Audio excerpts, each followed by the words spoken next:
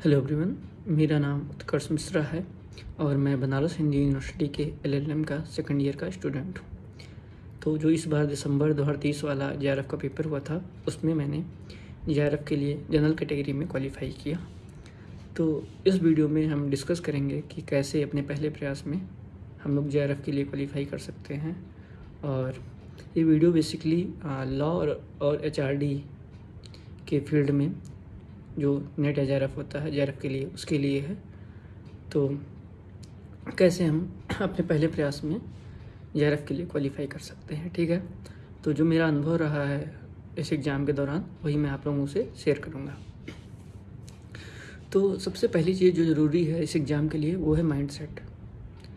Mindset से मेरा मतलब ये है कि आपका एक डिटर्मिनेशन होना चाहिए कि मुझे एक एग्ज़ाम क्लियर करना है एट एनी कॉस्ट, ठीक है। कुछ भी हो जाए मुझे एग्ज़ाम क्लियर करना है, ठीक है। ये बहुत ज़रूरी है, ठीक। तो माइंडसेट आपका जो है वो एकदम डेफिनेट होना चाहिए और सर्टेन होना चाहिए कि हमको क्लियर करना है तो करना है, ठीक है। सेकंड चीज़ जो इसके लिए आवश्यक है एग्ज़ाम के लिए वो है कॉन्फिडेंस। माइंडसेट तो बना लिया, अब कॉन्फिडेंस कहाँ से लाएं? क्योंकि भाई पहली बार हम एग्ज़ाम दे रहे हैं, तो कैसे जनरली सबके अंदर एक फियर होता है कि इस एग्ज़ाम को कैसे हम क्लियर कर सकते हैं, बड़ा एग्ज़ाम है, टफ है, कैसे करेंगे। तो कॉन्फिडेंस कैसे आएगा?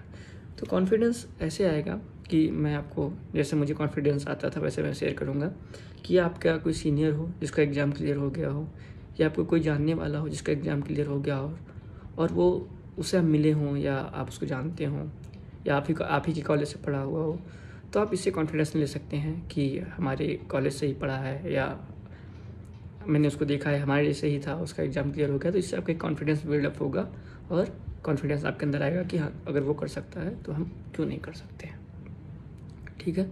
तो पहला माइंडसेट होना चाहिए, सेकंड होना चाहिए कॉन्फिडेंस।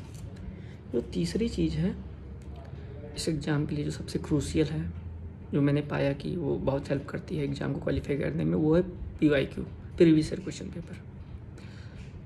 लॉ और एचआरडी के बारे में जैसा ये बात कर रहा हूँ, तो प्रीवियस ईयर क्वेश्चन पेपर आप सारा का सारा लगा डालिए, रट डालिए एक तरीके से, क्योंकि कई ऐसे कॉन्सेप्ट होते हैं जो हम लोग समझ नहीं सकते, या समझ भी सकते हैं तो उसको बहुत टाइम टेकिंग कॉन्सेप्ट होते हैं, बहुत समय मांगेंगे वो कॉन्सेप्ट, तो उनको रट लीजिए अगर प्रीवियस ईयर में आए हुए हैं, क्योंकि हर चीज़ तो हम समझ नहीं सकते और समझेंगे तो रट नहीं पाएंगे, और रटना ज़्यादा ज़रूरी है, ठीक है।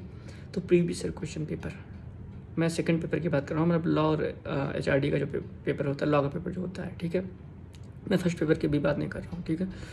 तो प्रीवियस ईयर क्वेश्चन पेपर पे आप लोग फोकस कीजिए और उनको लगा डालिए, ठीक। अब प्रीवियस ईयर क्वेश्चन पेपर कहाँ से लगाएं, कैसे लगाएं, ठीक है।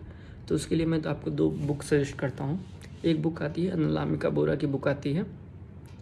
तो अनामिका बोरा की बुक में सबसे अच्छी बात यह है कि वो जो बुक है उसमें सब्जेक्ट वाइज MCQ दिए हुए हैं, subject wise multiple choice questions दिए हुए हैं, ठीक है। मतलब कॉन्स्टिट्यूशन के अलग दिए हुए हैं, कॉन्ट्रैक्ट के अलग दिए हुए हैं, इंटरनेशनल लॉ के अलग दिए हुए हैं, जूरिस्प्रूडेंस के अलग दिए हुए हैं, कंपनी लॉ के अलग दिए हुए हैं, ठीक है।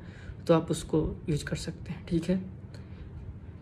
और इस बुक में मतलब मैंने तो इसी को यूज किया था, बाकी मैंने एक बुक और परचेज की थी, उसका नाम था R गुप्ता की प्रीवियस ईयर क्वेश्चन पेपर, ठीक है। आप नोट कर लीजिए, R गुप्ता की प्रीवियस ईयर क्वेश्चन पेपर, ठीक है। तो उसमें यह है कि उसमें भी प्रीवियस ईयर क्वेश्चन पेपर दिए हुए हैं, लेकिन वो अनामिका बोरा की बुक से थोड़ा अलग इसलिए है क्योंकि उसमें year wise previous year question paper दिए हुए हैं। जैसे 2019 का शिफ्ट 1 का, शिफ्ट 2 का, ऐसे भी क्वेश्चन पेपर दिए हुए हैं। फिर 2020 का दिया हुआ है, ठीक है। मतलब सब्जेक्ट वाइज उसमें क्लासिफिकेशन नहीं किया गया है, ठीक। लेकिन उसमें अच्छी बात यह है कि उसमें एक्सप्लेनेशन, हर जो क्वेश्चंस थोड़ा क्रिटिकल हैं या बहुत ज़रूरी हैं, उसमें एक्सप्लेनेशन भी साथ में जोड़ दिया गया है। तो अगर आप एक्सप्लेनेशन पढ़ लेंगे तो कई चीज़ें आपको एडिशनल इन्फॉर्मेशन मिल जाएंगी और आपकी तैयारी थोड़ा अच्छी हो जाएगी।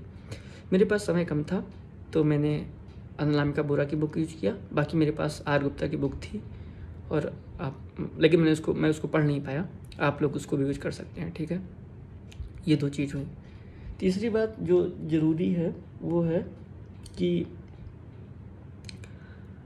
अब तैयारी मान लीजिए आपकी हो गई, अब एग्ज़ाम में पहुंच गए, ठीक। तो कई बार ऐसा होता है कि हमारी तैयारी बहुत अच्छी होती है लेकिन एग्ज़ाम टाइम में हमारा माइंड प्रॉपर वर्क नहीं करता और कई ऑप्शन हम गलत लगा देते हैं, जानते हुए गलत कर देते हैं। तो उसके लिए क्या ज़रूरी है, उसके लिए सबसे ज़रूरी चीज़ है अटेंटिव रहना। भले ही आपकी तैयारी थोड़ा सा 19-20 हो गई हो, लेकिन एग्ज़ाम टाइम में आप पूरा अटेंटिव रहें, एकदम कॉन्फिडेंट रहें। आप ये मान के चलिए कि सबसे ज़्यादा आपको आता है, ठीक, ड्यूरिंग एग्ज़ाम, ठीक है। और ड्यूरिंग एग्ज़ाम आप एकदम अटेंटिव रहें कि एक एक चीज़ एकदम प्रॉपर, हर क्वेश्चन पे प्रॉपर समय दे रहे हैं, कहाँ पे दिक्कत आ रही है क्वेश्चन में, या कहाँ पे कोई हिडन एक तरीके से मतलब स्टूडेंट को एक तरीके से डिफीट करने का कहाँ पे पॉइंट छुपा हुआ है कि जिससे आप गलत करें, उसको आप ढूंढिए, ठीक है। और प्रॉपर क्वेश्चन को अटेम्प्ट कीजिए, सारे ऑप्शंस को प्रॉपर पढ़िए, ठीक है। और मान के चलिए कि जो लॉ और एचआरडी का जो लॉ का है आपका सब्जेक्ट, मतलब पेपर सेकंड, उस पर ज़्यादा फोकस कीजिए, क्योंकि वो आपके हाथ में है, ठीक है।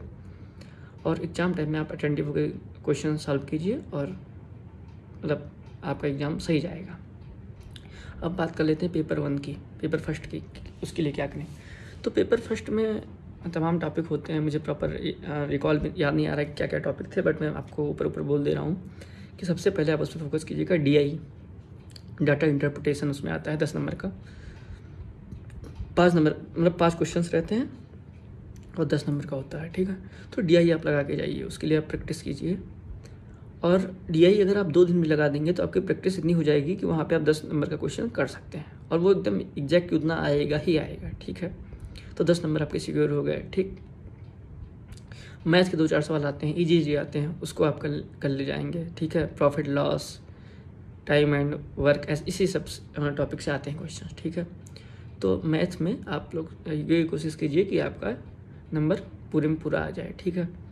बाकी किस टॉपिक को हमको ज़्यादा पढ़ना चाहिए, तो उसको लेके मैं बोलूँगा कि आप इन्वायरमेंट पढ़िए, क्योंकि वो लॉ में भी काम आता है और फर्स्ट पेपर में भी काम आता है। इन्वायरमेंट पे फोकस कीजिए, ठीक है। टीचिंग एप्टीट्यूड पे फोकस कीजिए, ठीक है। कम्युनिकेशन पे फोकस कीजिए, ठीक। हायर एजुकेशन को देख लीजिए। और हाँ, रिसर्च मेथोडोलॉजी को अंतिम में रखिए, क्योंकि ये थोड़ा ट्रिकी कॉन्सेप्ट होता है, थोड़ा ट्रिकी होता है रिसर्च मेथोडोलॉजी, वो बहुत बड़ा है, तो मैंने तो उसको सबसे लास्ट में पढ़ा था, वो भी थोड़ा बहुत देखा था, ठीक है। और फर्स्ट पेपर आप कहाँ से पढ़ें, तो फर्स्ट पेपर यूट्यूब से तो मैंने पढ़ा था, बाकी एक मदान की बुक आती है, उससे आप पढ़ सकते हैं, बल्कि मैंने तो यूट्यूब से पढ़ा था। यूट्यूब पे मैं बताता हूँ आपको कि एक हैं तलबीर सिंह की वीडियोज आप देख सकते हैं, और दूसरा है एक कुमार भरत, इनकी वीडियोज आप देख सकते हैं। इनकी वीडियोज देखिए और प्रीवियस ईयर क्वेश्चन पेपर देखिए, ठीक है। इन्होंने हर टॉपिक को लेकर अलग अलग previous year question paper YouTube पे डाला हुआ है, उसको आप देख सकते हैं, और ये चीज़ें आपको एग्ज़ाम के दौरान बहुत मदद करेंगी, ठीक है। फाइनली आप एग्ज़ाम दे आए, तो अंतिम चीज़ जो थोड़ा सा रोल प्ले करती है, मैं बोलूँगा, वो है लक, किस्मत, ठीक है। कभी 2 नंबर से आप रुक जाते हैं, कभी 2 नंबर से हो जाते हैं, लेकिन ये यकीन मानिए कि हो पक्का जाएगा, चाहे पहले प्रयास में चाहे दूसरे प्रयास में हो। मेरा तो ये तीसरा वो था, लेकिन अगर बोला जाए ऑनेस्ट अटैम्प्ट, तो ये मेरा पहला ऑनेस्ट अटैम्प्ट था, क्योंकि पिछले 2 बार मेरा यूपी में एग्ज़ाम लगा हुआ था, प्री मेंस का, जुडिशरी का, तो मैं कुछ पढ़ नहीं पाया था, लेकिन इस बार मैंने थोड़ा सा देखा था, तो भगवान की कृपा से मेरा एग्ज़ाम क्लियर हो गया। तो यही है कि JRF के लिए आप ये स्ट्रेटजी फॉलो कर सकते हैं। मैंने सब कुछ बता दिया है, बाकी अगर आपको कुछ और भी जानना हो तो आप कमेंट सेक्शन में लिख सकते हैं। और ठीक है, फिर थैंक यू।